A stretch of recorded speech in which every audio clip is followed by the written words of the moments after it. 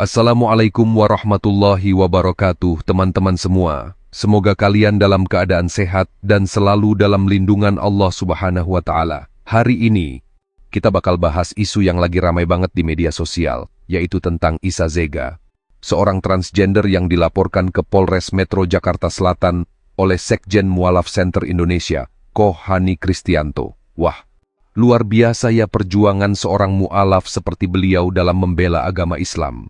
Kasus ini bikin banyak orang gerah, terutama karena ada dugaan penistaan agama. Seperti apa sih detailnya? Yuk kita bahas bareng-bareng.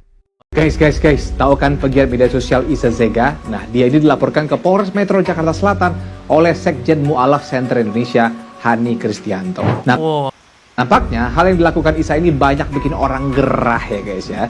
Jadi Isa Zega dilaporkan ke polisi atas dugaan penistaan agama. Pelaporan ini merupakan buntut dari unggahan Isa yang ramai di media sosial. Tahu kan doi ngapain? Yes, transgender dengan nama asli Syahrul ini mengenakan busana muslimah dan hijab saat menunaikan ibadah umroh di tanah suci. Para netizen juga komentarnya pedes banget guys di sosial media doi. Nah, polisi sekarang masih mendalami kasus pelaporannya. Rencananya pemanggilan terhadap terlapor akan dilaksanakan dalam waktu dekat. Bukan pertama kalinya ya, transgender dilaporkan ke polisi atas dugaan penistaan agama. Masih ingat kan kasus Wanda Hara pakai baju syar'i ke pengajian yang juga dilaporkan ke ranah hukum. Tapi yang bikin kita geleng-geleng kepala adalah pembelaan dari beberapa pihak. Ada yang bilang, Isa merasa lebih nyaman beribadah di saf perempuan. Wah. Selebgram transgender Isa Zega lagi jadi sasaran nyinyiran. Dia dicibir karena beredar videonya umroh pakai cadar bahkan sholat di saf perempuan. Seorang netizen bilang Isa lebih parah dari fashion stylist Wanda Hara yang ikut pengajian Ustadz Hanan Ataki pakai cadar di saf cewek. Ada juga yang bilang Isa lagi nantangin Tuhan. Bahkan dia juga dilaporin sama pengacara Muhammad Rizky Abdullah ke polisi atas kasus penistaan agama.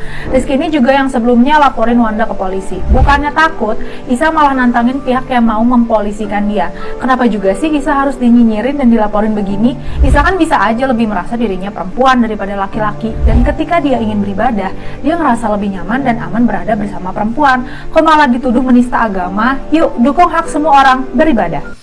Anggota DPR asal fraksi PDIP Mufti Anam ini aneh banget deh. Masa dia minta polisi nangkep selebgram Isa Zega cuma gara-gara Isa umroh pakai pakaian perempuan. Jadi Isa sebelumnya melakukan ibadah umroh. Ini terlihat dari beberapa postingan dia di akun Instagramnya. Sejumlah netizen mempertanyakan ibadah umroh Isa karena Isa sejatinya adalah seorang laki-laki tapi berumroh dengan pakaian perempuan. Alasan itu juga rupanya yang dipermasalahkan Anam. Menurut Anam, umroh adalah ibadah yang harus dilakukan sesuai syariat termasuk dalam hal mengenakan pakaian. Karena Isa adalah laki-laki, semestinya dia tetap menggunakan pakaian ihram laki-laki.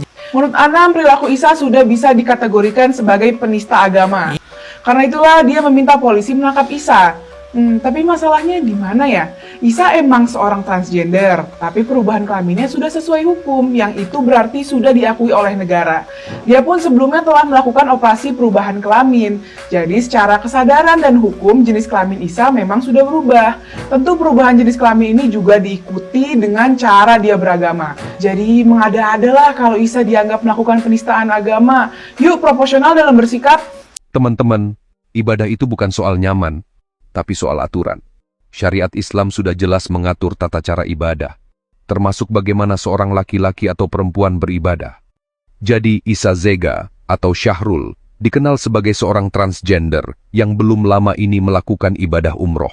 Masalahnya, dia beribadah dengan mengenakan pakaian muslimah, berhijab, bahkan masuk ke saf perempuan saat salat. Netizen ramai-ramai mengkritik perilaku ini karena dianggap tidak sesuai dengan syariat Islam. Bahkan, sejumlah tokoh agama dan lembaga besar seperti MUI ikut mengecam tindakan ini. Ini bukan pertama kalinya kasus seperti ini muncul. Sebelumnya, ada juga Wanda Hara yang viral karena memakai cadar ke pengajian khusus wanita. Sama seperti Isa, Wanda juga dilaporkan karena dianggap menistakan agama. Jadi, ini bukan hal baru, dan kita perlu terus belajar dari kejadian seperti ini supaya tidak terulang lagi. Larangan menyerupai lawan jenis. Allah Azza wa Jalla telah menciptakan manusia dengan dua jenis kelamin, laki-laki dan perempuan. Keduanya memiliki persamaan dalam mengemban kewajiban beribadah, beriman, dan beramal soleh. Demikian juga keduanya memiliki persamaan dalam hak menerima pahala atau balasan terhadap perbuatan mereka. Allah Azza wa Jalla berfirman, وَمَنْ يَعْمَلْ مِنَ الصَّالِحَاتِ مِنْ ذَكَرٍ أَوْ أُنْثَى وَهُوَ مُؤْمِنٌ فَأُولَئِكَ يَدْخُلُونَ الْجَنَّةَ وَلَا يُظْلَمُونَ نَقِيرًا. Barang siapa mengerjakan amal-amal saleh, baik laki-laki maupun wanita, sedang dia orang yang beriman, maka mereka itu akan masuk ke dalam surga, dan mereka tidak dianiaya, walau sedikit pun. An-Nisa 4:124. Akan tetapi secara takdir dan syariat, Allah Subhanahu wa Ta'ala membedakan antara laki-laki dengan perempuan. Sesungguhnya perbedaan antara pria dengan wanita sangat nyata, baik di dalam bentuk tubuh dan fungsinya, keadaan dan sifat-sifatnya.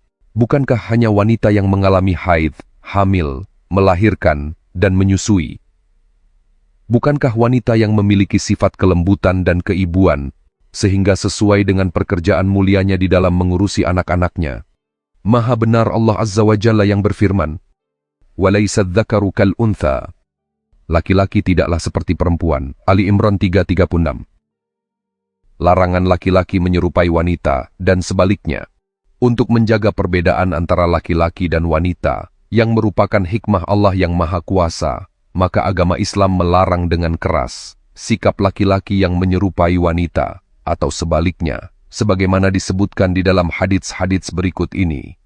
An Ibni Abbasin radhiyallahu anhuma qala, la'ana Rasulullah sallallahu alaihi wasallam al-mutashabbihina minar rijali bin nisa' wal mutashabbihati minan nisa'i bir rijal.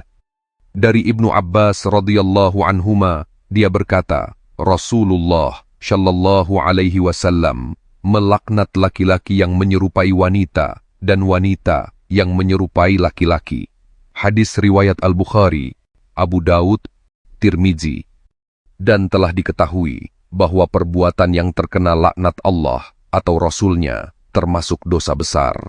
Syekh Abdurrahman bin Nashir As-Sa'di rahimahullah berkata, definisi dosa besar yang terbaik adalah dosa yang ada had, hukuman tertentu dari agama, di dunia, atau ancaman di akhirat, atau peniadaan iman, atau mendapatkan laknat atau kemurkaan Allah padanya. Taisir Karimir Rahman, Surat An-Nisa, ayat ke-31. Bahkan Rasulullah Shallallahu Alaihi Wasallam memerintahkan agar mereka diusir dari dalam rumah kita. An Ibni Abbasin, qal, la'ana an-nabiyyu sallallahu alaihi wasallam al-mukhannathina minar rijal, wal-mutarajjilati minan nisa, wa qal, akhrijuhum min buyutikum. Qal, فأخرج النبي صلى الله عليه وسلم فلانا وأخرج عمر فلانا. Dari Ibnu Abbas, dia berkata, Rasulullah Shallallahu Alaihi Wasallam melaknat laki-laki yang bergaya wanita dan wanita yang bergaya laki-laki. Dan beliau memerintahkan, keluarkan mereka dari rumah-rumah kamu. Ibnu Abbas berkata, Nabi Shallallahu Alaihi Wasallam telah mengeluarkan si fulan, Umar telah mengeluarkan si fulan. Hadis riwayat Al-Bukhari, nomor 5886, Abu Dawud, nomor 4930, Tirmizi, nomor 2992. Adapun hikmah perintah Nabi Shallallahu Alaihi Wasallam untuk mengeluarkan mereka dari rumah-rumah adalah agar mereka tidak menemui para wanita atau laki-laki di dalam rumah, sehingga akan membawa kerusakan di dalam rumah. Wallahu a'lam. Teman-teman, fenomena seperti ini mengingatkan kita bahwa di akhir zaman, Rasulullah SAW sudah memperingatkan akan ada banyak fitnah. Yang benar dianggap salah, dan yang salah dianggap benar.